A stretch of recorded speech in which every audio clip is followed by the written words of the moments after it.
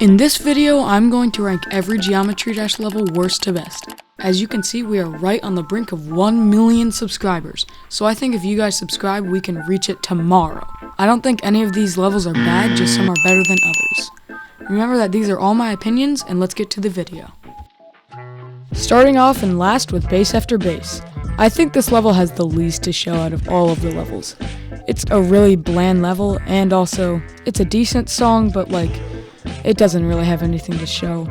It doesn't introduce any new features. I guess it's fine, but there's nothing memorable about it, and it's just outshined by the earlier levels. In Dryout, it literally introduces a completely upside down game mode, and Bass After Bass just kind of takes it all and puts it together, but just in a really bland way. Coming in at 21, we have Can't Let Go. Now don't get me wrong, the music is really good.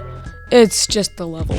It pretty much feels like a ripoff of Bass After Bass because of the dark part, and I don't want to bring coins into this, but the third coin is just horrible. It's a fine way of getting down, but the recovery is horrible, especially with the purple pad. Also, I hate how it doesn't sync with the music in the ship part, but that's just kind of a personal preference. If you're playing this in order, it's kind of just going to feel like the exact same experience. The rest of the gameplay is decent, but it's not really that good. Moving on, we have Dryout. Now this one might be controversial, but I think that even though Dryout introduces upside down gravity, it's still a pretty forgettable level. It has some good ship gameplay, but the main thing of this level is the upside down gravity, and it just feels pretty lacking. It only does it for a little bit, and it has really basic gameplay. In number 19, we have Time Machine. This level is just a forgettable one. Instead of a time machine, it's more of just a triple spike machine. The reason why I put this level so low is even though it introduces the mirror portal, its gameplay is just pretty boring. There's not really much that's memorable about this level, and it's just the mirror isn't really a big thing, and the gameplay feels pretty forgettable. Next, we have Back on Track. This is the point where the levels aren't really bad, they're just outshined by better levels. This level is pretty good, but the main thing is, why wasn't this just the first level? It's obviously easier than Stereo Madness. It's basically free. Besides that, it's a decent level. It's just really easy. I think this level honestly should be swapped with Stereo Madness. Speaking of Stereo Madness, in 17th we have Stereo Madness. I just feel like a lot of the easier levels are outshined by the newer ones, but this level is still good. It's a great first level and a good challenge. This level also is really good at scaling up in difficulty as it goes on, and it's a decent level. There isn't really much more to be said about this level. It's just the first level, so you can't expect it to be really, really good, but it's just decent all around. Next up, we have Cycles. Cycles is a good level, and it also introduces the ball. In the first few seconds of the level, you're thrown about a billion triple spikes. It has some good ship and ball gameplay, but a lot of levels are just better than it. The music is pretty good, but not the best. It just feels like a lot of the gameplay is decent, but it doesn't really have anything special about it, and some parts of the gameplay are just a little bit repetitive. But besides that, there's not really much bad with Cycle. It's just overall a decent level. In number 15, we have Jumper. I don't really have much bad to say about this level. It just feels like a happy level, and I love all of the gameplay. The cube gameplay is really good, and the ship is also good. It also shows a lot of good gravity change gameplay.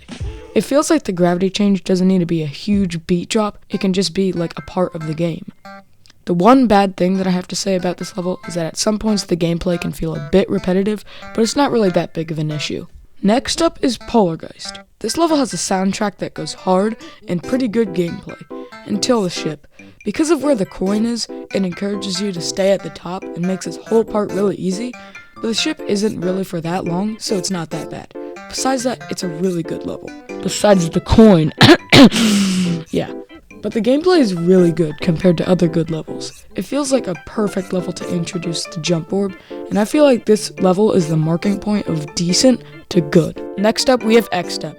I feel like this level's a little bit overrated, but it's mostly decent.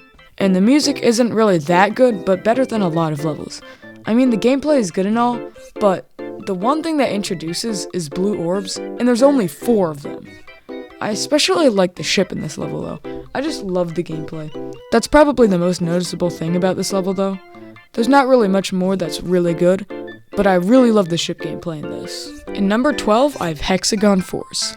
This might be an unpopular opinion, but I love this level. The soundtrack is decent in the beginning, but it gets so much better later in the level. I mean, just listen.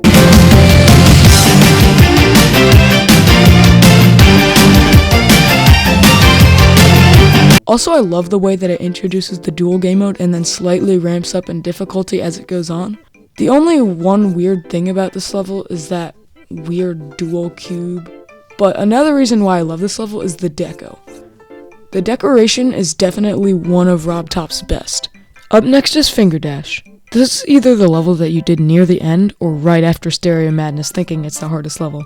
Anyways, my only one thing that I don't really like about this level is that at times it can feel like the level is just trying to shove dash orbs in as many places as it can, even if it doesn't need to be there. Besides that, the music perfectly fits with the level, and the gameplay is just really good. It's another great level, and there's not really that much to say about it, but a big thing that I like about this level is the wave gameplay. There's not that much of it in all of the levels, and it just feels really good in this level. This level is just a staple of Geometry Dash. Just after Finger Dash is Rob Top's newest level, Dash. This might be an unpopular opinion, but hear me out. A lot of people say that after the beginning, the level quality goes down, which I agree with, but I still think the level is great. The soundtrack has to be one of the best in the entire game, and the gameplay is also great. I feel like this level has so much good and so much, not good, but I feel like this level is such a great intro to all of the features in 2.2. I love the way that it uses all of the camera angles and turns, and also once you're pretty far in the level, it's just an experience. Geometry Dash.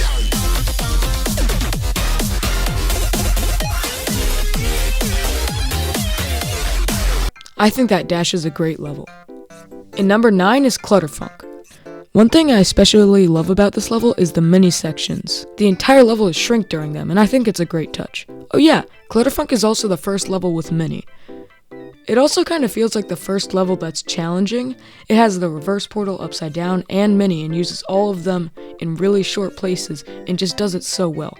The ending of this level has to be one of the best in the entire game. The gameplay is also just really good. The music is great, but it literally at one point sounds like someone's just screaming their lungs out, and then after that it just goes back to a chill song. Clutterfunk is great. Next up, we got Electrodynamics. You might know this level because of the crazy ships, but I kind of like the spike of difficulty. This level has a couple of weird parts, but I kind of find that charming. This level goes hard and the music is great. I love the gameplay and the music goes perfectly with this level. I don't really know why. The deco is also really good. My favorite part of the level has to be the ships though. I don't know why, but the gameplay just feels really good and rewarding when you pull it off.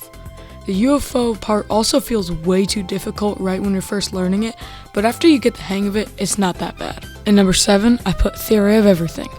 This level feels like it would be a calm level until the beat drop, and the beat drop goes hard. Like, I don't know why, but all of the gameplay after the beat drop is just so good.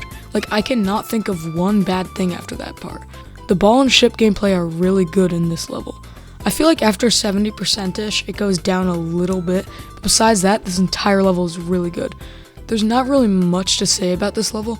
It's just really good in all of the gameplay and the music. In number 6, we have Clubstep. This is the first main level demon in the game. This level is all over the place in terms of difficulty. For the first 25%, it's literally free. Then from 25 to 65, it's like a little difficult, but still pretty easy. Then from 65 to 90%, it is so much harder than it needs to be. Like, seriously, why is this part so hard? This level is also a ship-based level, so there's a lot of good ship gameplay. Some parts of the level are weird, and some are good, but overall this is a really good level, and it brings back memories of not being able to beat it in, like, 5th grade when I was riding the bus. It's a really good level. Gather around, everybody, because we are entering the top 5. 5. These are the best of the best. The all-time greatest. The cream of the crop. The best of the... These are the levels that I will go back to just to play again. Starting off in number 5 is Blast Processing. This level is so good, and the level's music is even better. Oh my gosh, the music perfectly fits the vibe of Blast Processing. It makes the whole experience so much better. The gameplay also hits hard. It's one of the levels that's easy but still fun. The sections of different game modes all feel really good in this level, and the transitions are also great. The wave is also so fun to go back and play, and there is not a single part of this level that I think is bad. Definitely one of the best levels in the entire game. In number 4 is Electroman Adventures. This level is kinda similar to Blast Processing in that it's easy, but I would actually go back and play it. The beat drop in this level is also really good. I have to say, the music in this level has to make the level 10 times better. It is like so good, I don't really know how to explain it. Also, all of the gameplay is great, and I especially like the mini gameplay in this level. It's really good. The deco is also probably my second favorite out of all of the levels. It is really good. Just listen to the music and the feel of Electroman Adventures for 1 second.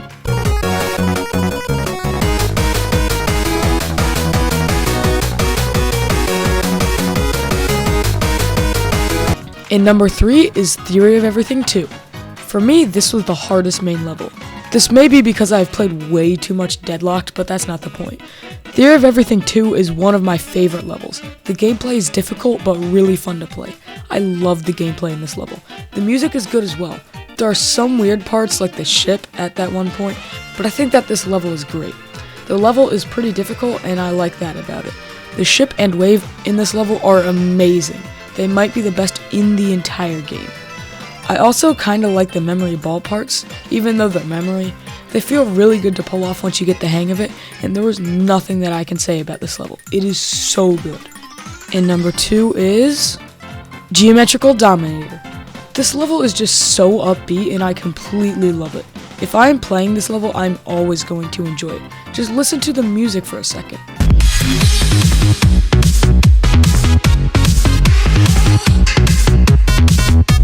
I am always going to vibe to this level.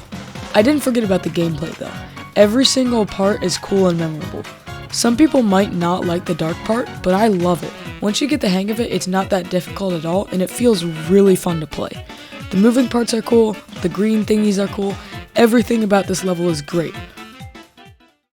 In number 1, drum roll please, Deadlock. This is my favorite out of all of the others in Geometry Dash. This level is just so good, like where can I even start?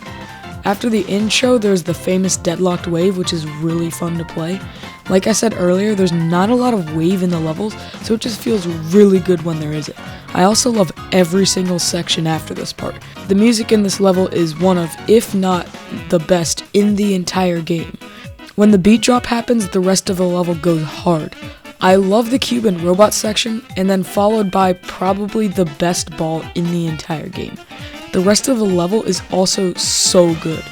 The memory section is so memorable, even though it's, memory, but also before it, some of the best wave in the entire game. There is nothing bad that I have to say about this level.